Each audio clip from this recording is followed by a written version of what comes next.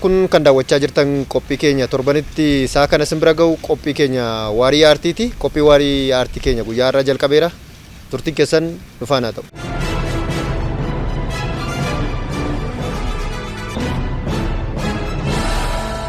Maqaa keessanii fi maal akka hojjetu? Maqaan koo Kaadhimamaa PhD Baqqalaa Buukkoon jedhama.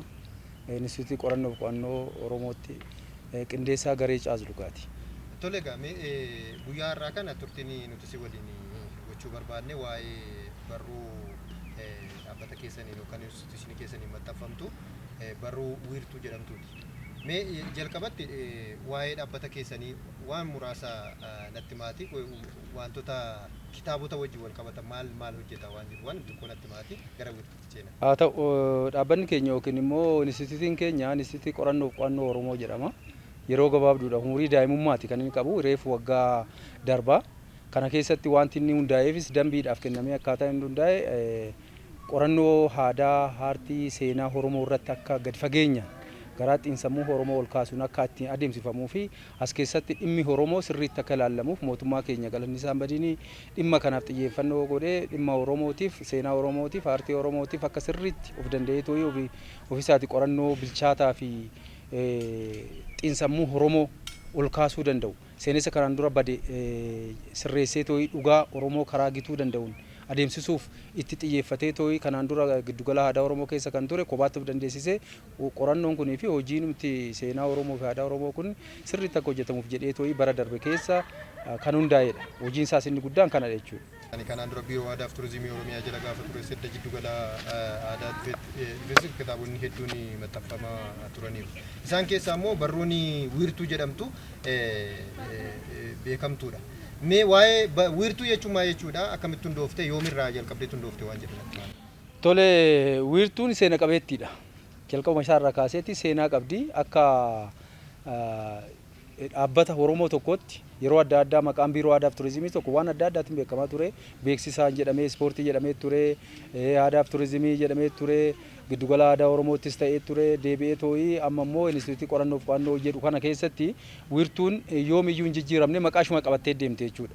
Waggaa gara umurii amma dargaggummaarraa gara waggaa 27tti 87 jechuun gara naannoo 28 jechuudha. Bara 1987 maxxanuun eegale. Kanaaf yeroo adda addaatti bakka adda addaatti maxxantu malee kaayyoon ishiin qabdu inni guddaan yeroodha gara yerootti hojii ishii fooyyessaati adeemsa qorannoo Oromoo kana ilaallatu jechuudha. Afaaniin wal qabatee waan jiru seenaadhaan aartiidhaan waan qabatu kana qorannoo adda addaa namoota qorattoota adda addaa irraa fuudhee an itti maxxansiisee uummata biraan ga'uudha. Maqaan isaa wiirtuu hin jennu. Wiirtuun maquma isaarraa wallaallee fi fakkii kanarraallee ilaaluu dandeessa. Wiirtuu jechuun giddugaleessa wanti qorannoo Oromoo hojjetu giddugaleessarraa tamsa'aa fakkii kanallee kana agarsiisa jechuudha. Handhuuraa jechuudha. Handhuura kanarraa wanti hundi bakka adda addaatti hojjetamu, inni kibbarratti hojjetamu, inni baharratti hojjetamu, inni looga adda addaatti hojjetamu dhufee tasitti madaalameet asimmoo uummataaf gadi tamsa'a wiirtuudha an jedhameef kanaafi. Wiirtuun kun hojiin inni hojjetu guddina afaan Oromoo irratti, seenaa Oromoo irratti, aartii Oromoo irratti hojjetu waan salphaa miti jechuudha. Kanaaf qorannoo adda addaa qabatee jira. Faayidaan isaas qorannoon hojjetame kun akkaataa kamiin uummata kana bira gahan jedhuun karaa kanaatiin gaha jechuudha. Kana malees afaan Oromoo akkuma beekamu yeroo ammaa kana afaan hojii, afaan miidiyaa, afaan siyaasaa ta'ee jira. Jechoonni teekinooloojii wal qabatan jechoonni haaraan jechoonni immoo iddoo adda addaatti haala adda addaatiin beekaman illee hin waal ta'u biratti. Jechoonni waal ta'an sun illee karaa dhuma isaa irratti akka uummata bira gahu maxxananii illee waa lama baatte jechuudha. Qorannoon baata karaa biraatiin immoo jechoota waal ta'an waan moggaafaman dhuma isaa irratti maxxanee uummata biraan akka gahamu illee karaa ittiin godhamudha. Karaa ittiin waan hojiin mana hojii keenyaa kun ittiin hojjetamu ittiin beeksifnu qorannoo Oromoo maal fakkaatu ittiin beeksifnu uummata biraan geenyee an uummanni ittiin maalan fakkaadhaa seenaan koo maal fakkaataa afaan koo maal fakkaataa aartiin koo maal fakkaataa han jedhu san karaa ittiin beeksifnu. Akkuma sinuu jalqaba jettan maqaa tokkicha qabdi wiirtuu jedhamti kitaabota hedduu of keessa jira. Kitaabota isin kam akka instituushiniitti isaa ta'u kanaan dura kan hojjetamaa tures kitaabonni adda addaa maxxanfamaa turan. Wiirtuun kun egaa namaaf akka ifa ta'uu fi yeroo tokkicha naa baate dhimma tokko qofaa irratti miti wantoonni isheen fudhattee baatu waan ta'eef kitaabota warra kaanii irraa maal adda isaan godhama kitaabota seenaan barreessitu kitaabota waa'ee aadaa irratti xiyyeeffatan kan biraas hin barreessitu ishii kana maal adda godha? Okay, baay'ee gaariidha. Kitaabota biraan barreeffamu waa hedduudha akkuma atu jettee afaan irratti hedduu barreeffame seenaa irratti hedduu barreeffame harti irratti barreeffame hedduudha. Haa ta'uti garuu kuni kitaaba haa ta'u malee maqaan isaa wiirtuu haa jedhamu malee qorannoo gaggabaabaa beekumsa guddaa qaba. Qorannoo adda addaa gosa adda addaa fakkeenyaaf kitaaba seenaa fudhadhe waamuma seenaa tokko boqonnaan addaan hiree ta'u bal'aa fuula 500 600 700 qabaachuu danda'a. Kuni waan dhimma tokko duwwaa miti qorannoodha artiikilii isa jennu san jechuudha barruu xixiqqaa qorannoo xixiqqaa fuula 20 amma 25 isaa gadi illee ta'uu danda'a. Isa aan of keessatti qabatee fakkeenya inni kun amma qorannoo naannoo 10 of keessaa qaba. Qorannoo xixiqqaa 10 qorannoo daftee tooyi namni odoon nufiin mata duree adda addaa irratti jechuudha. Mata dureen adda addaa sun afaan Oromooti yookiin afaan Ingiliziitiin barreeffamuu danda'a as keessatti. Haa ta'uti garuu qorannoon mata dureewwan sun gaggabaabaan sun kan afaan ta'uu danda'a. Afaan waa hedduu qaba. Fakkeenyaaf caasluqa qaba, galmee jechootaa qaba, afoola qaba, barruu qaba, seenaas ta'uu danda'a. Dhimmichi qorannoon as keessatti gaggabaabaan jiru suni waan dhimma Oromooti. Waan Oromooti. Maal waan mata duree san qabatu as keessatti dhufa hin madaalama. Wantuni qorannoowwan xixinnaan sun madaalamanii xixinnaadha waa baay'ee xixinnaa hojjennu voolumii isaati jechuu keenya malee ergaan inni dabarsuu fi beekumsi inni dabarsu guddaa. Kanaaf artiikiliidha yoogaa jennu barruu xiqqaa as keessatti qabatee joornaal isa jennu san jechuudha kun amma. Joornaaliin immoo artiikilii yookiin immoo barruu xixiqqaa of keessatti qabatu san qabata. Waan tokko duwwaa irratti seenaa duwwaa irratti yookiin afaan duwwaa irratti yookiin immoo haartii duwwaa irratti miti. Waa kana sadan ta'uu danda'a yookiin immoo afaanuma irratti ta'uu danda'a. Afaan illee yoo ta'e afaan caasluqa qaba. Galmee jechootaa qaba, afoola barruu qaba, kan biraas qabaachuu danda'a. Gosa adda addaati akka dipaartimentiitti waan gaggabaabaa, qorannoo gaggabaabaa, waan qorannoon tokko guutuu danda'u, guutee tokko kan argamu jechuudha. Kitaabni inni akka seenaa afaan biraatti barreeffamu suni akka isa kanaatti gaggabaabaa miti waanuma tokko qabatee ba'a. Kanaaf wiirtuun qorannoowwan adda addaa qabaachuu ishiitiin isaan kaan irraa adda isa taasisa. Umuriin ishii akkasitti himtanitti naannoo waggaa 27 ta'e bara 1987 irraa qabee amma ammaatti jechuudha. Hojii akkamiitti irratti hojjetame amma ammaatti? Hojiiwwan kanarratti hojjetame yeroodhaa gara yerootti egaa bilchaachaa deema. Wiirtuu yoo jennu wiirtuun joornaaliidha. Maqaa isaatu wiirtuudha. Joornaalichi joornaaluma barruu adda addaa qabaatu malee maqaatu kennameef amma. Fakkeenya amma fudhachuudha gadaa joornaal jennaan yuunivarsiitii Jimmaa tokko jechuudha. Akkuma sanitti immoo gadaa joornaal jedhanii kaasan sun immoo nuuf joornaaliin keenya wiirtuudha. Wiirtuu kanarratti hojiin hojjetamu yeroodhaa gara yerootti qorannoon adda addaa yerootti irratti maxxanfamu. Qorannoon dura siin jedhe akaakuun adda addaa jedhe sun irratti hoggaa maxxanfamu fooyya'aa deema. Ciminni isaa fooyya'aa deema. Joornaaliin joornaaluma hin jedhamu sadarkaa qaba. Beekamtiin itti kennamuuf jira jechuudha madaalame. Qorannoon kun yeroo jalqabaa hundaa'u koreetu madaala. Koreedhuma kana madaalutu jira. Yeroo ammaa kana gara inistitiyuutii qorannoof qo'annootti hoggaa dhufne koreen kana madaalu sun akkaataa beekumsa irratti qabuun dipaartimentii barateen gosa barnootaa barateen saniin nama cimina qabu hojii as keessatti baramte san madaalee qorannoon kun hin guuta yookiin hin guutu qorannoon kun maxxanuu qaba beekumsa Oromoo irratti waa dabala. Kanaaf qorannoon akkanaa darbuu qaba. Qorannoon akkasii immoo hin darbu. Qorannoo beekumsa dabaluu danda'uu fi nama birattu kanaan wabii itti godhachuu danda'u namni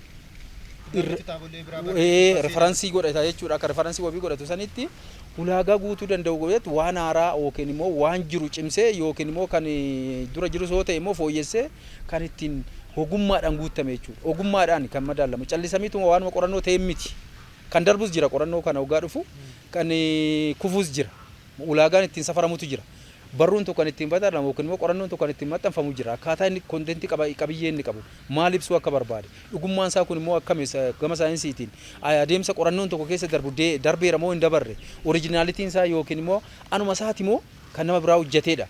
Kana jedhee madaalama. Madaallii saniin kan darbe asirratti maxxana jechuudha. Qorannoon kun immoo adeemsa keessa nuti amma gara biraatti joornaaliin sadarkaan isaa beekamtii qaamni tokko beekamtii kennuuf jira. Fakkeenyaaf ministeerri barnootaa joornaalii beekamtii kenna reputable jedhamu afaan Ingiliziiti. Qorannoo san kanatti guddisuudhaaf amma koree ijaarreetti deemaa jira jechuudha. Akkuma namiyyuu akkuma addunyaa kanaatti iyyuu akka namni wabeeffatu akka biyya kanaatti namni qorannoo hojjetu akka wabii godhatuuf madaalli isaa qulqullina isaa eegnee akkaataa kamiin gama ogummaatiin deeggaramee to'i akka qophaa'u beektota qorannoo irratti hojjetan muuxannoo qaqqaban doktoroota piroofeesarota jedhanii to'i akkaataa kamiin guddisuu dandeenya wiirtuu quality ishee yookiin immoo qulqullina isaa isa jedhu sanarratti hojjenne wiirtuun amma yeroo ammaa kana isa duraarraa adda. Wiirtuun bara 1987 bahee fi narra bahee adeemsi isaa addaan. Qulqullinni isaa yeroo duratti jiru sunii fi amma jiru kun adeemsi qorannoo ittiin irratti callisee miti amma ulaagaa kaawwannee too lafa taasisan guute moo hin guunne taanaan kuffisu. Ija maaliitiin ogummaatiin. Namni ogummaa sun nama tokko nama lamaa miti. Ogummaa kallattii namni ogeessa qorannoo adeemsifamee mata duree sana irraa jalqabee too ilaalame kan darbuun darbaa kan kufuun kufaa akkaataa sanii filatamee tan isirratti maxxan. Callisee miti jechuudha. Kanaaf qulqullinni isaa dabalaadhuma deema waan ta'eef qorannoon asirratti dhufu eenyuyyuu kan qaanessu miti. Eenyuyyuu itti fayyadamuu danda'udha. Yuunivarsiitii keessatti deemtee eessattuu argata wiirtuu. Waan barnoota afaan Oromoo irratti hojjetamu qorannoo afaan Oromoo irratti hojjetamu yeroo ammaa kana akka wabiitti namni wabeeffatu wiirtuudhaan ala badaansaa hin jiru. Wiirtuun isa hangafaati. Isa qorannoon isaa namoonni adda addaa barataan itti wabeeffatee too ittiin hojjetudha. Qorannoo adeemsifnu keessatti immoo yeroodhaa gara yerootti immoo adeemsi wiirtuu yeroodhaa gara yerootti fooyya'aa deema. Akkaataa saniitu adda isa taasisa jechuudha. Mee amma qabiyyee nama ammaatti isin irratti xiyyeeffattanii yoo ilaaltanii waan akkamii irratti xiyyeeffatte gaanis wiirtuu kana akkuma jalqaba isinitti mee barruun baay'ee jaaladudha. Dhimmoota adda addaa haala gabaabaa ta'een jechoota baay'ee mimi'aawoo ta'aniin kan dhiyeessudha. Dhimmoota akkamii irratti xiyyeeffataniiru amma ammaatti lakkoofsi isaanii meeqa gaheera jildiidhaan baasu? Gaaffii isa dhumaarraa waan jalqabu jildiin isaa ammaatti 14 amma ammaatti inni dhumaa isa kanadha. Recent inni jennu kun immoo inni dhumaa fi yeroo dhiyootti bahee isa kanadha. 15ffaan amma maxxansa galee jira. Jildii 15ffaan jiru bahee kan gabaatti bahee hangabaatti bahee amma 14tti jira. Jildii tokko kaasee bara 1987 amma har'aatti jildii 14 baheera. Yeroo tokko gidduutti sababuma adda addaatiin adda citaa garuu tartiibuma isaatiin 14 gahee jira. Qabiyyeen irratti inni xiyyeeffatu inni tokkoo fi inni baay'inaan mul'atu afaan keessatti gosa adda addaa jira. Afaan Oromoo jedha barruu qorannoo afaan Oromoo jedha. Afaan Oromootiin yookiin immoo qubee afaan Oromootiin waan barreeffamuuf akkasitti illee mogga'inatti fakkaata jalqaba irratti. Afaan Oromoo irratti immoo gosa adda addaatu jira. Akkuma dipaartimentii amma nuti amma dipaartimentiin garee qorannoo afaanii 4 qabna. Kanarratti nu hundaa'ee jechuudha. Moggaasa waaltina dhimma moggaasuu fi waaltessuutii wal qabatee too'i qorannoota adeemsifama as keessatti bahuu danda'a. Caasaa yookiin immoo caasluga afaan Oromoo caasluga irratti qorannoon adeemsifama keessatti gala. Foolaaf ogbarruu galmee jechoota an jedhu kana baay'inaan mul'ata. Haa ta'uuti kana duwwaadha jechuu osoo hin ta'in dhimma Oromoo ilaallatu an akka seenaa Oromoon kanaan dura maal haartiin jira, aadaan jira, aadaa afaan nyaataa, aadaa uffataa, aadaa boo'ichaa kun hundi aadaa kanaanis wal qabatee waan bal'aa isaati. Baay'inaan garuu irra caalaa isaatti akkuma dhimma afaanii kana naannoon qorannoo kun mata duree hedduun argamutti afaan irratti baay'atu malee jarreen kaanis jiru jechuudha. Kanaaf wanti Oromoon qabu waan kanaan akkasitti ramannee ilaallantu waan kana arfan jalatti ilaalla.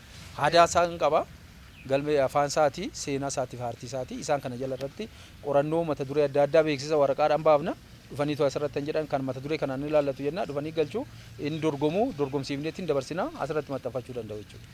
Amma kana duraatti waggaadhaan immoo akkuma argametti maxxanfamaa turte. Egaa asirratti yeroo tokko maal inni karoorri wagguma waggaan ba'a. Yeroo tokko haala baajataatiinis haa ta'u haala hojii yeroo manni hojii kun haaraa ta'ee hundeeffamee gara tokkotti darbu hojiinis hin baay'ata. Yeroo tokko sababii saniin addaan cita. Sababii mana maxxansaatiin qorannoon kunis dafee xumuramuu dhiisuu danda'a. Yeroo sanitti addaan cita malee amma karoorri akka jirutti waggaadhaan kan baasuu dandeenyu garuu baafne jennee kan nuti karoorfannu yeroo tokko haalli mijatee yeroo irra utaaluutu jira yeroo darbutu. Amma fakkeenyaaf wiirtuun 14 bara darbee barachaa nuti maxxansinee barreen gadda maxxansine isa kana amma yeroo maxxansaas galchine manni maxxansaas dabaree qaba kun hoggaa eeggatu wal jala nu jalaalu. Kanatti silaa 28 baasuu qabna turre. Amma 14 baafne 15ffaa galfachaa jirra jechuudha. Gama biraatiin immoo rakkoonni yeroo baay'ee kitaabota afaan Oromoo bira jiran kan biiroolee Oromiyaatiin maxxanfaman dabalatee jechuudha. Biiroo Aadaa fi Turizimii haa ta'u, instituushinii keessanii haaraa kanaanis haa ta'u, kanneen kaanis kan maxxanfaman rakkoon isaanii yeroo baay'ee kan ka'u rabsi isaanii xiqqaadha. Isaan kun akkamitti rabsamu? Eessatti argamu? Akkamitti argachuu danda'u? Egaa duratti akkuma jedhame kitaabni raabsuu irratti nuti amma akka instituutii qorannuuttis haa ta'u yeroo giddugala aadaa Oromoo jirru hin hojjenna. wanti kun maxxanaa hin galii ta'a. Yeroo kanatti raabsi kun amma yeroo duraa tokko tolas yeroo raabsinu jira. Yeroon immoo akka barbaannetti bakka barbaannetti hin ga'umsa isaa irratti hanqinni adda addaa nu mudata. Waan leecalloo waan akka tiraanspoortii kanaa maalidha kanaan jira. Haa ta'uti garuu ammoo giddugala gurgurtaa kitaabaa qabna. Giddugala gurgurtaa kitaabaa qabna. Manni hojii kunis galii mataa isaa hundeeffatee ittiin socho'uu qaba jedhamutu jira. Kitaaba kana gurgurree qorannoo biraa immoo ittiin hojjennee hojjechiifne maandeetiin nu kenname akkas yookiin inni hojjeta yookiin inni hojjechiisa waan jedhu. Warra hojjechiifnu sanii baasii barbaada waan ta'eef gurgurreetoo kitaaba biraatti immoo maxxansiisuudhaaf giddugala gurgurtaa kitaabaa jedhu of dandeenyee qabna jechuudha. Namni kamiyyuu asuma giddugala aadaatti gara seensa duraa sanirra jira. Achi dhufee too'ee namni bitachuu danda'a. Kitaabonni kun hundi isaaniiyyuu warri as keessa jiran warri nuti hojjenne achi naamunaadhaaf achi kaa'amee istooraa fuudhamee itti gurgurama. Kanaaf waan kana duwwaa miti akaakuu hedduutu jira. Kitaabni afaan Oromoo duwwaan naannoo 50 fi isaa oli akaakuudhaani. Kan giddugaluma kanaan Instituutii qorannoo kanaatiin hoogganamna. Durallee yeroo giddugala aadaa Oromoo jirrus hojjenne irra. Ammaaf garuu wanti kitaaba wal qabatee qorannoo wal qabatee bu'aa qorannoo wal qabatee jiru Instituutii qorannoo jala waan galeef kitaabonni hundi isaanii nu jala jiru jechuudha. Kanaaf gosa 50tu jiru jechuudha. Hin caalu isaa olidha. Seenaa, aartii fi afaan dabalatee kitaabota naannoo 60 fi isaa olitu jira.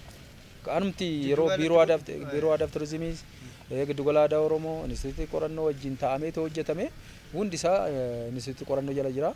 Akkaataa saniin fayyadamtoonni keenya dhufanii asii bitachuus hin danda'u. Amma weebsaayitii illee banannee irraa weebsaayitii kanaanis immoo qorannoon nuti gallakkisuu dandeenyu illee jiraachuu danda'a. Kanaaf isa immoo irratti hojjetamaa jira ganaati. Kanaaf qorannoon hojjetamu hundi isaayyuu uummata kanaaf hojjetame waan ta'eef akkaataa itti uummata kana biraan geessifnu immoo haala haaraa fi teekinooloojiin dabalamee bira geessisuuf manaajimentiinis qorattoonnis irratti hojjechaa jirra. Haalli hojii keenyaas haalli ittiin ga'umsa keenyaas kana fakkaata jechuudha. Egaa mee akkuma waliigalaatti wiirtuun adda gaafa hunda ufteeti bu'aan ishiin kana buusteetti jettanii akka nama dhuunfaatti isaa ta'u kan dhaabbata keessanitti himtamaatti. Waa hedduutu jira. Waa hedduu wiirtuun qorannoon Oromoo waggaa maqaa dhaamu wiirtuutu maqaa dhaamu. Qorannoon wiirtuu irratti hin baane hin jiru. Ani aadaa Oromoo seenaa Oromoo isa jennee dubbanne san hundi isaanii wiirtuu kana keessatti bahu yuunivarsiitiin inni keessa hin jirre hin jiru. Namni isarraa barateet isarraa ilaaleet qorannoo ittiin hojjeta. Warra kitaabota qorannoo adda addaa hojjetan irratti wabiin bakki inni hin dhabamne hin jiru. Yuunivarsiitii kamittuu sadarkaa MA'ttis haa ta'u sadarkaa PhD warra hojjetan wabeeffatu dhimma Oromoo irratti jechuudha. Dhimma seenaa Oromoo irratti jechuudha. Seenaa Oromoo hanga jaarraa 16ffaatti hanga jaarraa 20ffaatti jedhamu wabii biraan qabu amma afaan Oromootiin barreeffame. Kitaaba bu'aa qorannoo kanaati.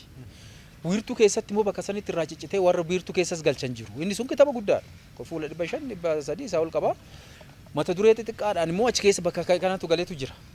Of danda'anis bakka barreessan jira, bakka wiirtuu keessa galus jira jechuudha. Kanaaf yeroo kana wiirtuu kana wabeeffatee namni qorannoo san hojjeta.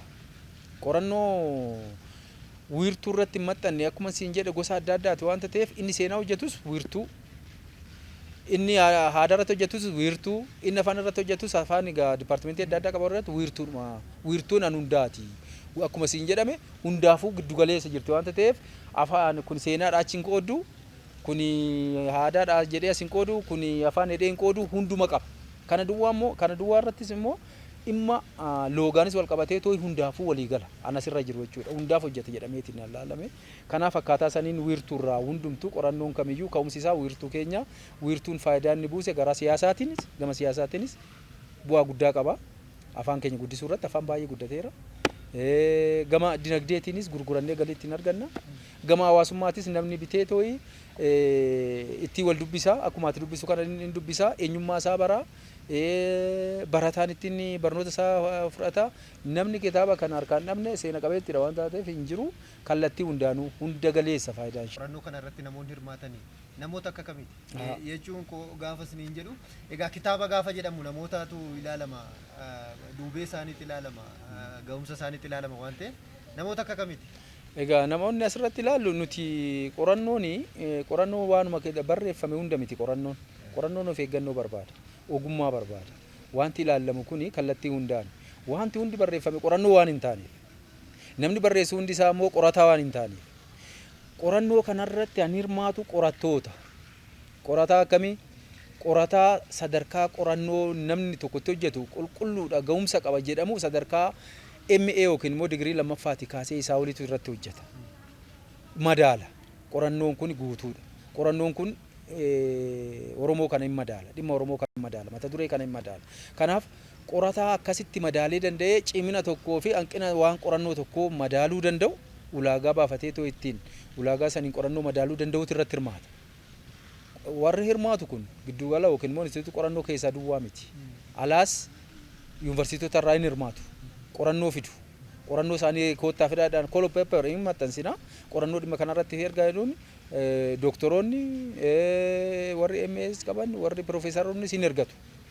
Baay'ee asirratti ergachuun asirratti maxxansiifachuun vaaluu add godha yookiin immoo gatii dabalaaf namni asirratti maxxanfate beekamtii argataan ittiin guddata. Qorannoon asirratti maxxane jechuun callisanii mituma asirratti waan maxxane duwwaa fodoo hin taane doktorri tokko yookiin immoo namni maastersii qabu tokko qorannoo tokko asirratti maxxansiifate jechuun barruu tokko qabaa jedhee lakkaa'aaf sadarkaa guddinaatti ittiin kennamaa waanta ta'eef.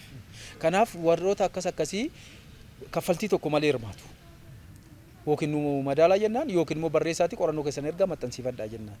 Kanaaf namoonni hirmaatu callisaniituma nama waa barreessu duwwaa odoo hin taane nama ulaagaan qorannoo barbaadu tokko qorannoo hojjetanii keessa darbuu danda'u sadarkaa baakgiraawundi irraa kaasee amma qaaccessa ragaatti keessa darbee tooyi argannoo tokko argannee kanatu jira jedhamee tooyi qorannoo Oromoo san bilcheessee hojjetutti namoota akkasitti irratti hirmaata. Callisaniituma namuma waa barreessuu danda'u miti yookiin immoo nama mammaaksa mammaakee mammaaksuma isaa sana asirratti naa galmeessaa jedhu miti.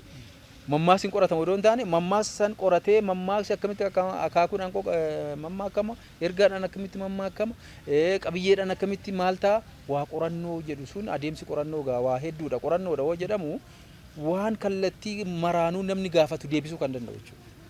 Namoota waan san beekanitu as keessatti hirmaate jiru koreen kaawunsilii jennus jiru isaanis madaalaniit qorannoon kun maxxanuu qaba gabaarra ooluu qaba Oromoo irratti gatii wayii dabala. Kanaaf iyyuu maxxanuu qaba jedhamee waggaa ookee jedhame maxxana. Akkaataa saniin malee callisameetuma miti namoonni irratti hojjetan professional warra qorannoo hojjechuu danda'an maastersii fi saawul warra qabanii hojjetamu. Gara fuulduraatti wiirtuun gara kamitti deema? Wiirtuu kaayyoon keenya amma bara kana qabannee jirru wiirtuu sadarkaa olaanaatti ceesisuudha. Wiirtuu sadarkaa olaanaatti yoo jennu kitaaba kana voolumii isaa guddisuun miti.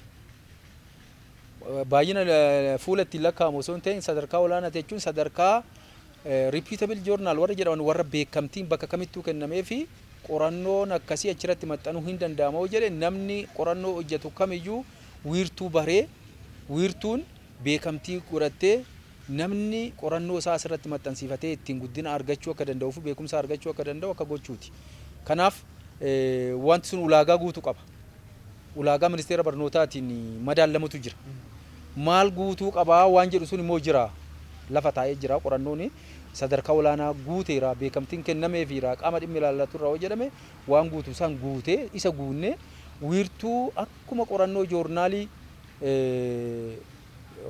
yuunivarsiitiin Finfinnee maxxansiisutti yuunivarsiitiin Jimmaa maxxansiisutti yuunivarsiitiin Wallaggaa maxxansiisutti beekamtii godhatee wiirtuun akkaataa saniin beekamee bakka hundatti wiirtuun qorannoo beekamtii argatee instituutii qorannoon adeemsifamuudha jedhamee tooyi maqaan isaa waamamutti kana duwwaayyuu miti ambiraayyuu dabalannee beekamtii hanga godhatu itti yaadaa jirra. Ammaaf garuu wiirtuu sadarkaan isaa hin ga'uuf bara kana sochii jalqabameera. Waaqayyo yoo jedhe dhimma daalchifannaa ittiinis immoo guddannee innis guddatee mana keenyas nu beeksisa kan jedhu abdii qabna. Haalli wiirtuu gaa seenaa ishiitii jalqabee kana fakkaata. Dhaamsi isin akka walii gadaatti qabdan waa'ee barruu kanaa jiraate dhaammadhaatti sagantaa. Dhaamsi ani qabu wiirtuun egaa kitaaba yookiin immoo tuuta qorannoo kaleessaa dheengaddaa odoo hin taane tureera nama umurii dargaggeessaa ol darbeedha. Jalqabumaa kaasee amma har'aatti itti fufiinsaan hojjetamaa jira bara baraan bahullee baatu namni kamuu beekumsa isaa dabaluu barbaade waa'ee aadaa Oromoo seenaa Oromoo maal akka fakkaatu kana haartii Oromoo maal akka fakkaatu baruu yoo barbaade wiirtuun giddugala kitaaba itti gurgurru as jira. Yeroo yeroodhaan waggaa waggaadhaan ba'a waanta ta'eef dhufee fudhatee dubbifatee qorannoo inni hojjetus qorannoo isaa ittiin cimsatee dhimma Oromoo baruu barbaade immoo beekumsa waliigalaa argachuudhaaf isoo dhufe kitaaba kana fuudhee qorannoo warra dubbisuuf kana yoo fakkaatu warra qorannoo adeemsifee qorannoo harkaa qabu yoo qabaate immoo yeroo kamiyyuu dhufee nu gaafatee wiirtuu irratti waa'ee qorannoo kanaan barbaada maxxansiifachuun barbaada yoo jedhe dhufee qorannoo isaa yoo nutti fide qorannoon sun immoo bu'aa qorannoo Oromoo irratti hojjetamu ol kaasa yookiin immoo gatii dabala value add godha yoo ta'e irraa fuunee madaalamee akka maxxansiifnuuf kaffaltiin gaafatu. Kaffaltiin hin jiru. Tola qorannoo isa maxxansiifachuu danda'a waan ta'eef akkaataa kanaan namni beekee hubatee yoo qorannoo qabaate dhufee akka maxxansiifatu.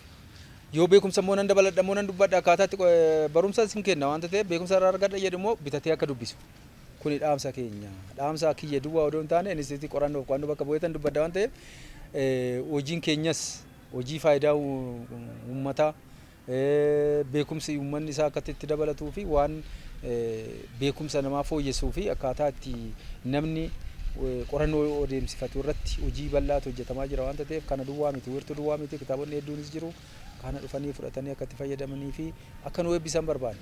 Galatooma. Daawwattoota keenya qophiin waarii aartii keenya har'aatiin egaa akkuma hordofaa turtanii waa'ee barruu wiirtuu jedhamtu kan jiddugala kanaan dura biiroo aadaa turizimii Oromiyaatiin akkasumas immoo jiddugala aadaa Oromootiin amma immoo inistituutii qorannoo Oromootiin maxxanfamaa kan jirtuu fi barruu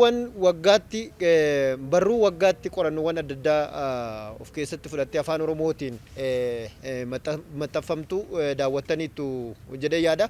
Barruun kun egaa akkuma waliigalaatti waan hedduu of keessaa qabdi. Akka nama tokkotti kanaan dura barruu kana dubbisee akka nama dubbisaa tureetti qorannoowwan gosa adda addaa of keessaa qabdi. Keessattuu waa'ee afaanii, waa'ee aadaa, waa'ee walleewwan Oromoo, waa'ee aadaa sirna gadaa keessatti wantoota jiran, waa'ee faaya Oromoo, wantoota hedduu of keessaa qabdi jechuudha. Qorannoon kun kan nama tokkoon hojjetamtu otoo hin ta'in qorattoota hedduudhaan kan hojjetamtudha. Kanaaf barruu kana hordoftanii bakka inni argamutti dubbistanii waan baay'ee irraa baruu dandeessu jechaadha. Kan godinaalee hedduu iddoo tokkotti qabattee jirti waan ta'eef keessattiyyuu bakka irratti aadaa keenya jiru iddoo tokkotti hammattee kan qabdu waan taateef namni barruu kana dubbise waan hedduu irraa hubata jedhee yaada.